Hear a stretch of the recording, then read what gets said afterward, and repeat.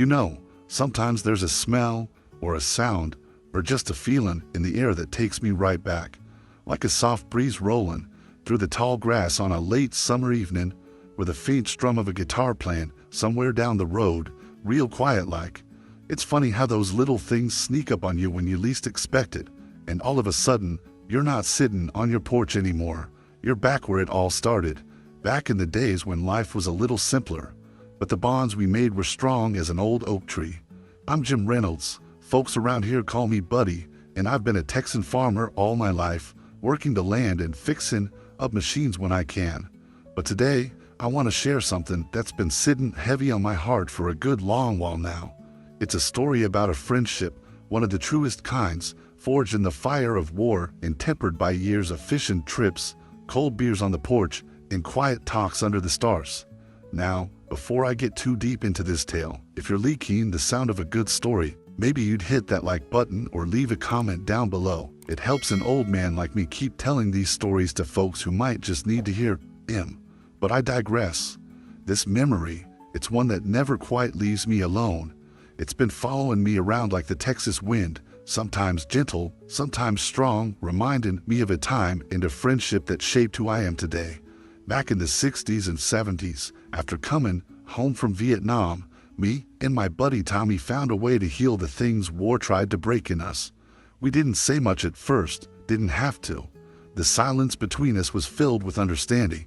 We spent countless days out on the lake, casting our lines and letting the water wash away the noise from our heads. It wasn't just about catching fish, it was about catching each other when the world felt too heavy.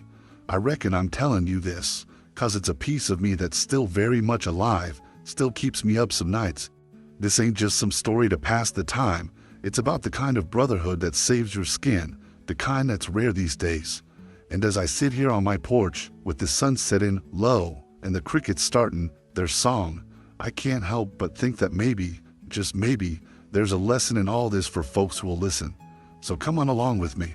Let's take a ride back through time, back to when life was tough, friendships tougher, and a good old fishing pole was all the therapy two war-weary men needed. Just remember, if this story speaks to you even a little, don't be shy now, give me a like, leave a thought, or subscribe so I can keep sharing these tales from my heart to yours. Alright, now settle in. I reckon we've got ourselves a journey to take, and I promise you, it's one worth sticking around for. Well now, if I'm gonna tell you about that friendship that's been weighing on my mind, I reckon I gotta start way back, before the war, before the fishing poles and cold beers. I was just a young'un then, growing up on my family's farm out here in Texas, where the wind blows free and the sky stretches on forever. The house was old but full of life. My mama's cooking always smelled like heaven, and my papa's hands were rough but gentle, teaching me what it meant to work hard and keep your word. I remember running barefoot through the tall grass, chasing after fireflies and dreaming big, like any kid with a heart full of hope.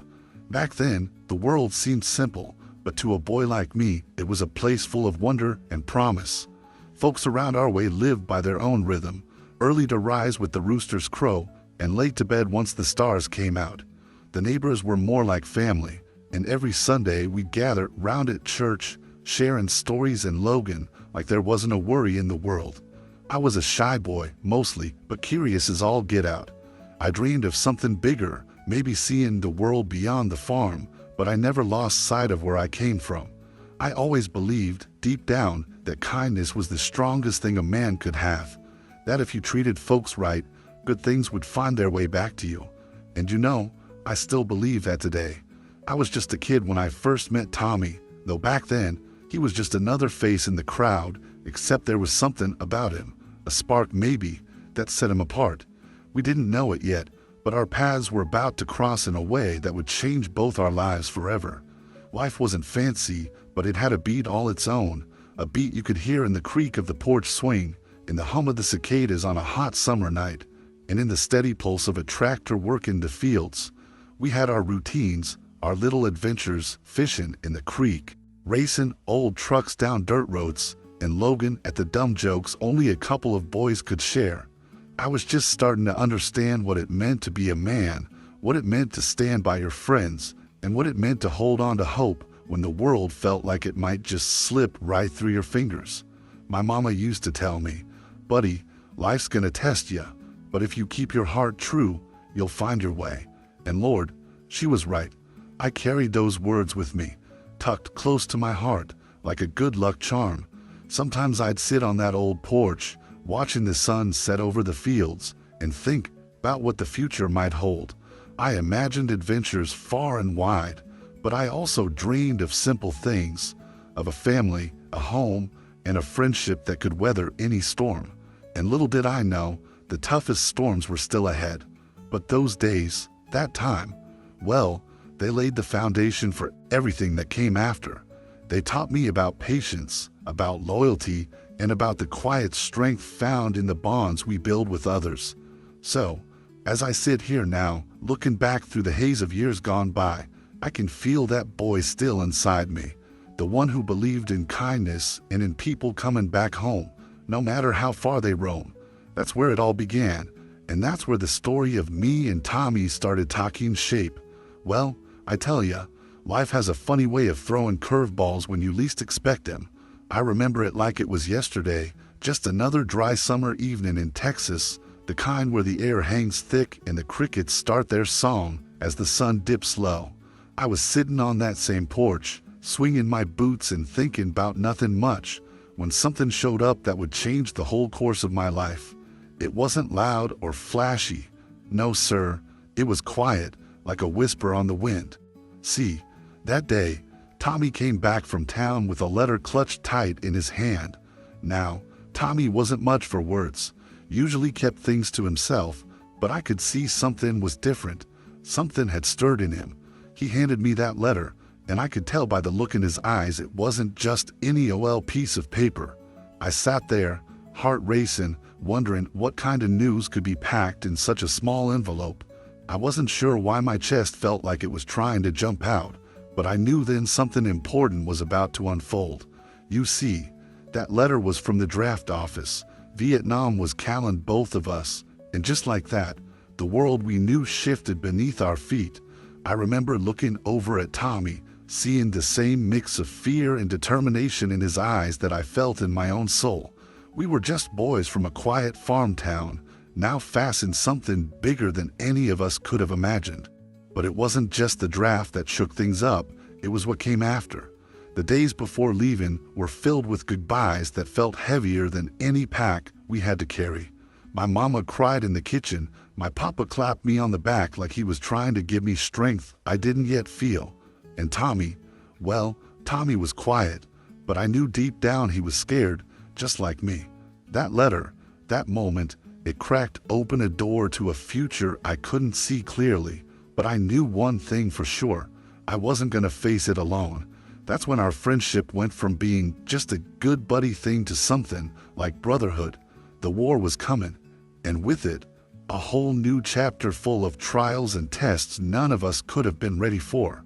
I couldn't explain it then, but my heart was beating faster because I knew everything was about to change, and that this moment, simple as it seemed, was the start of a journey that would bind me and Tommy together for life. It wasn't just fear or excitement, it was hope too.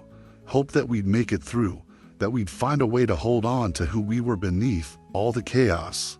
And somehow, I had this feeling that no matter what, that letter was the beginning of something that would outlast the war itself. Looking back now, it's clear how important that moment was, how it set everything in motion. It taught me that sometimes life doesn't give you a choice in what comes your way, but it sure does give you a choice in who you take with you. And I was lucky. I had Tommy by my side. That letter was more than words on paper. It was a call to stand tall, to fight not just for country, but for each other. And that, my friend, was the moment everything changed. You know, when I think back to those days, it wasn't all just fishing poles and porch sitting. No, sir. Life had a way of throwing some mighty hard punches, ones that caught me off guard and left me wondering if I was strong enough to stand back up. After that letter came, and before we shipped off to a place called Vietnam, things started changing fast, not just for me and Tommy, but for everyone around us. Folks in town had their own ideas about what was right, and not all of them were kind. See, back home, some people didn't understand why young men like us were being sent off to fight a war that felt so far away from our dirt roads and farm fields. There was talk in the general store, whispers and sideways looks that made you feel like you were carrying a heavy load even before you left. My own family, bless them, they tried to be strong, but I could see the worry etched deep in their eyes, especially my mama. She never said much, but there were nights when I'd hear her crying softly in the kitchen, trying not to let me know she was scared. That silence was hard to carry, harder than any pack I'd later carry overseas. And me? Well, I was scared too, but I had this stubborn pride that kept me quiet. I didn't want to be the boy who cried or showed weakness. I wanted to be the man who took it all in stride. But inside, there was a storm brewing, a mix of fear, anger, and confusion that I didn't know how to put into words. I was angry at the war, angry at the folks who didn't understand, and sometimes angry at myself for feeling scared in the first place. It was like there were two Jims living inside me, the one folks saw, standing tall and ready, and the one who lay awake at night, heart racing, wondering if he'd ever see his old porch again. And there was Tommy, my rock in my mirror. He was feeling it too, but he never let it show. We had each other, but that didn't make it easy. The whole town felt the weight of it, and there were moments when it seemed like the world was pushing us apart before we even had a chance to say goodbye. My papa tried to tell me stories about courage and duty, but sometimes his words felt like echoes in a room too big to fill. I wanted to believe in all that, but the truth was, I was just a boy caught in a storm much bigger than me. The hardest part wasn't leaving, it was the doubt that crept in afterward, the question of whether I was doing the right thing, if I was strong enough, if I'd make it back whole. And when the war finally came, it tore through me in ways I couldn't have imagined, leaving scars I still carry to this day. But it wasn't just the battles overseas that challenged me, it was the fight within. The shame I felt when I couldn't save a friend, the guilt that followed me like a shadow, and the silence I kept because I didn't want to burden anyone back home. There was a loneliness in all that, a quiet desperation that made you question if you'd ever be the same again. Yet, through all that darkness, there was a flicker of light. Tommy was there, steady as ever, reminding me that even when the world turns its back, a true friend won't. We held on to each other, to memories of home, and to the hope that one day we'd find our way back. And that hope, well, it's what got me through the hardest days, even when I wasn't sure if I had the strength left to carry on.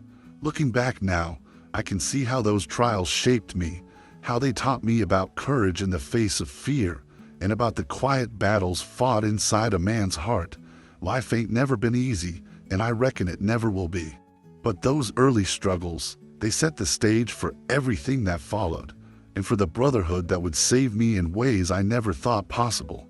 I remember that day like it was carved into my soul, the kind of day that makes time stand still, like the whole world held its breath and the seconds stretched out forever.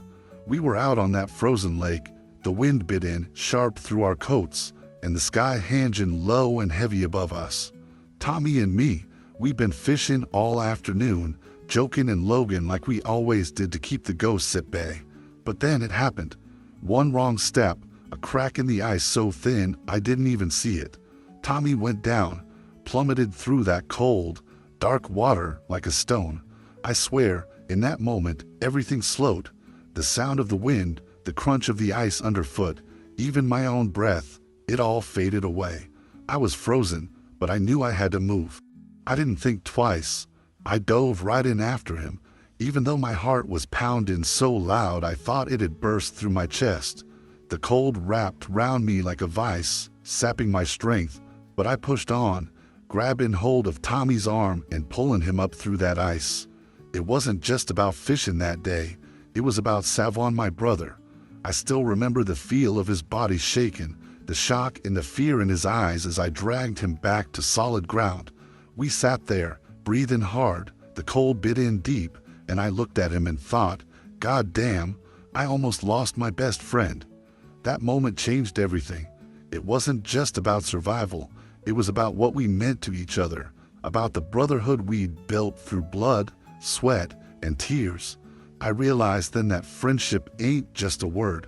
It's a lifeline, something you claim to when the world tries to drag you under.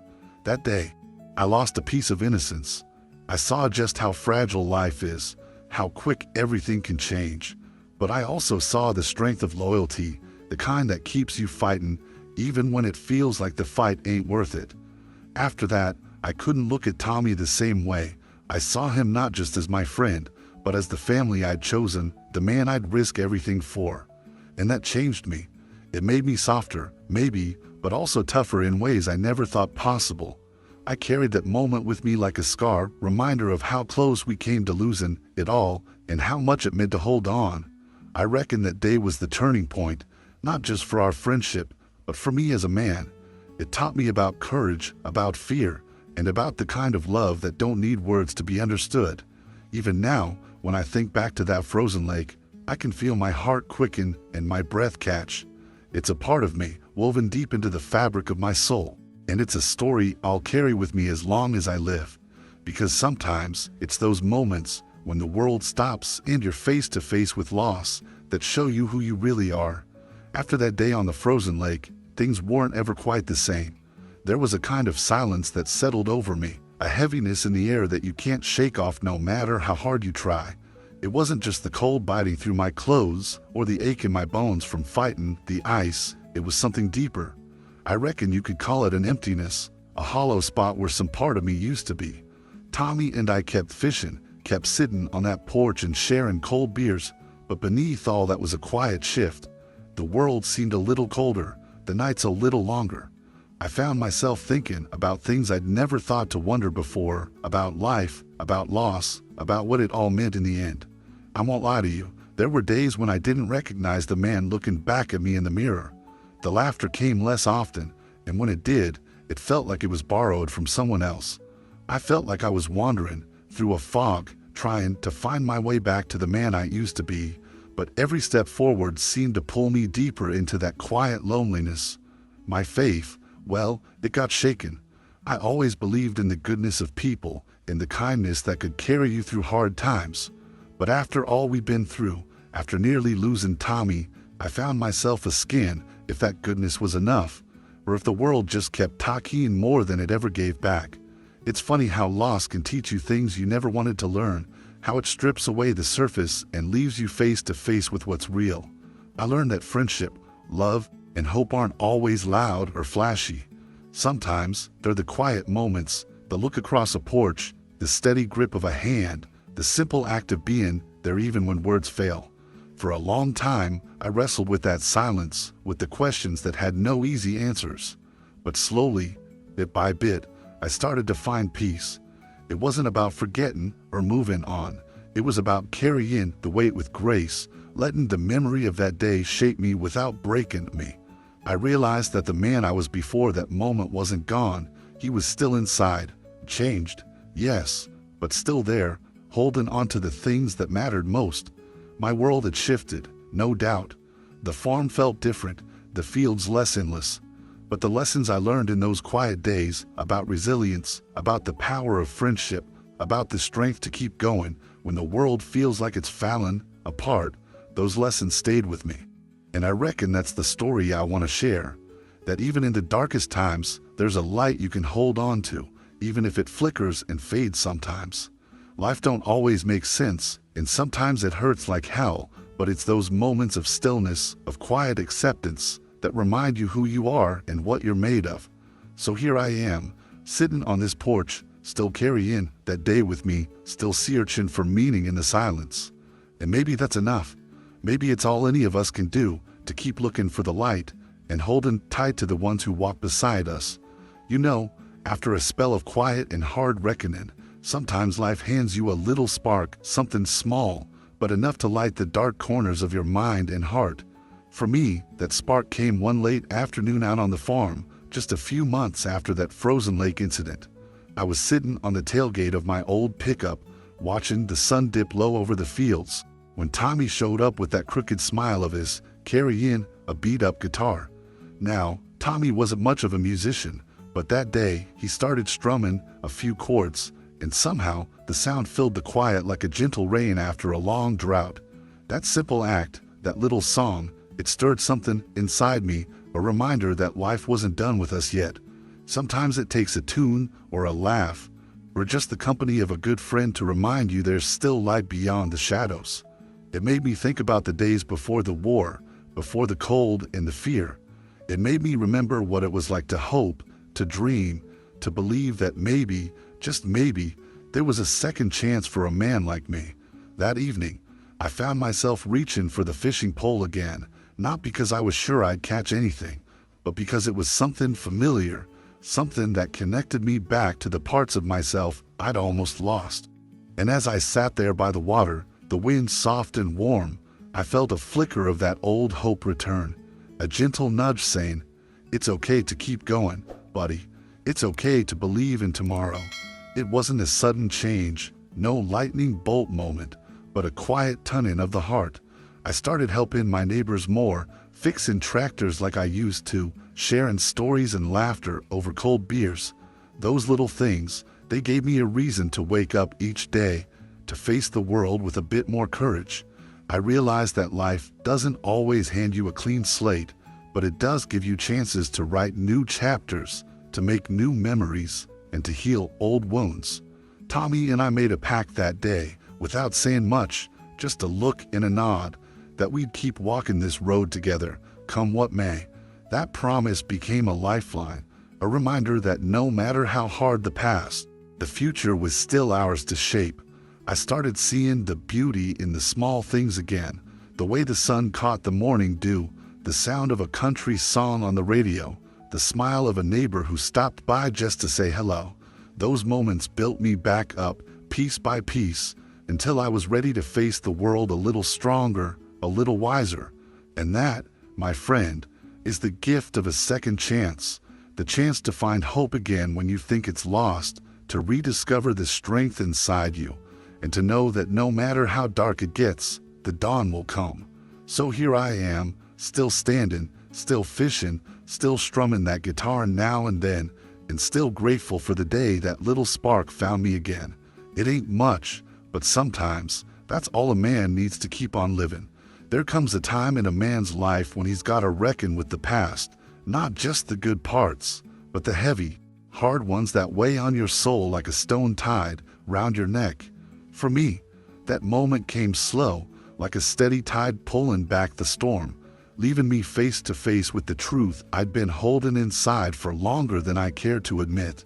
I'd carried the pain, the fear, the guilt with me like an old coat, worn and heavy, but I hadn't known how to let it go.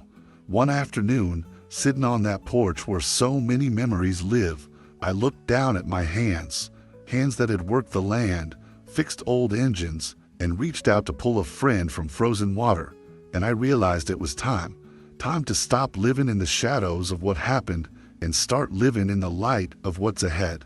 So I made a choice, a quiet, simple choice, but one that changed everything. I took an old box from beneath the floorboards, the one where I'd kept letters, photos, and little keepsakes from those days that had both shaped and haunted me, and I carried it out back behind the barn. The sun was set in, painting the sky with colors that felt like hope. I opened that box and looked at each piece, feeling the weight of every memory. But instead of holding on, I set it all down in the fire I'd built, watching the flames lick up the past and carry it away. I ain't gonna lie, it was hard letting go, but with every burning scrap, I felt lighter, freer, like I was giving myself permission to heal. That night, I sat beside that fire, the warmth on my face, and I whispered to myself, "Jim, you've done your time with the pain. Now it's time to live." And from that moment, I made a promise, not to forget, but to forgive myself and the world that tested me so hard. I chose to carry the lessons, not the bitterness. I chose to live without grudges, without regret. That decision didn't fix everything overnight. Life still froze its punches, but it gave me a kind of peace I hadn't known in years. It changed how I looked at the days ahead, not as a burden, but as a gift.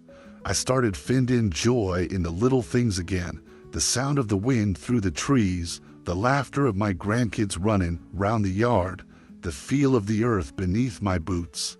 And most importantly, I learned that the past doesn't have to define you. It can shape you, sure, but it doesn't get to own you. I'm still Buddy Reynolds, a Texan farmer and a man who's seen a lot. But now, I'm also a man who's chosen to live with a heart open wide, ready for whatever comes next. So if there's one thing I hope you take from my story, it's this: no matter what you've been through, no matter the weight you carry, there's always a way forward. You just gotta be willing to take that first step. I chose to live on, without blame, without regret, just on, and I reckon that's the bravest thing any of us can do. Looking back on all those years, the good, the bad, and the downright hard, I've come to see life a little different than I used to. When I was younger, I thought strength meant standing tall no matter what, never showing weakness or doubt. But now, after all I've been through, I reckon real strength is something else entirely. It's about knowing when to hold on tight and when to let go. It's about understanding that life don't owe us nothing, but it gives plenty if we're willing to see it. I learned that the past, no matter how heavy or painful, doesn't have to chain you down. It can teach you, sure, but it ain't gotta own you. Sometimes, the bravest thing you can do is forgive, not just others, but yourself, and open your heart to whatever's next. See, me and Tommy, we've been through hell and back, but what keeps us standing isn't just memories of war or hardships. It's the bond we built, the promise we made to look out for each other no matter what. And that's the truth I want folks to hear. That brotherhood, friendship, love, they're what save us when life tries to break us. It ain't about grand gestures or perfect moments. It's in the quiet sitting together on a porch, the shared laughter after a long day, the simple knowing that someone's got your back. I reckon too many folks spend their lives waiting for the perfect time, waiting for the pain to pass, waiting for the past to stop holding them down. But the truth is, time don't wait for nobody. The only way through is forward. Maybe it's time to stop waiting and start living. Maybe it's time to pick up that old fishing pole, call an old friend, or take that step you've been too scared to take. Life's full of twists and turns, and sometimes the road gets rough.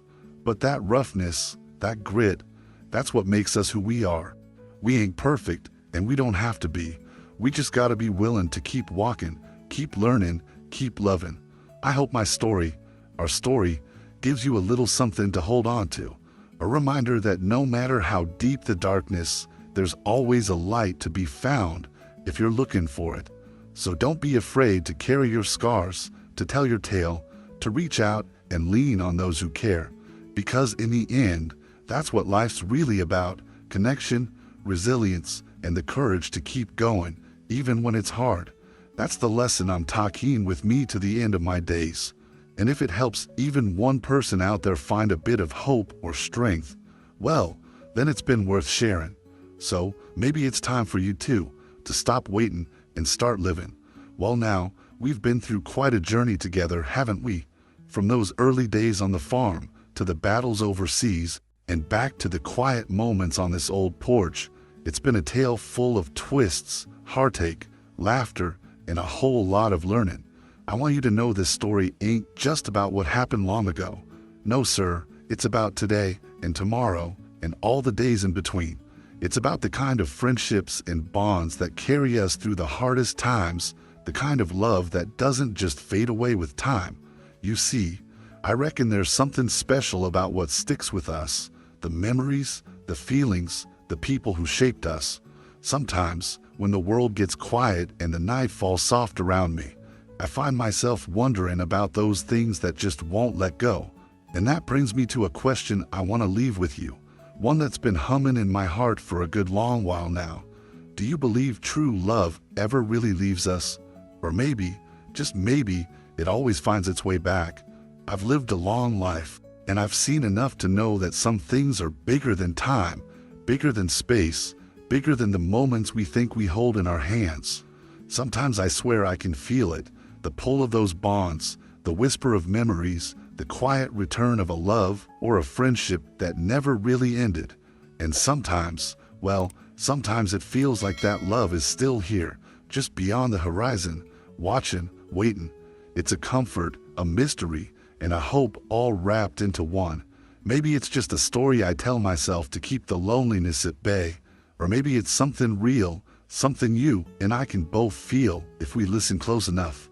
I want you to carry this story with you, not as a tale frozen in the past, but as a reminder that the heart holds more than we sometimes give it credit for. That even when life gets messy and complicated, there's room for forgiveness, for healing, and for the kind of connection that doesn't break, no matter what. So, as you sit there, thinking about your own journey, your own friendships, and your own loves, I hope you ask yourself that question too. Do the people we truly care about ever really leave us? Or are they with us in ways we just can't see? I believe in that kind of love. I believe in the ties that bind us beyond time and space.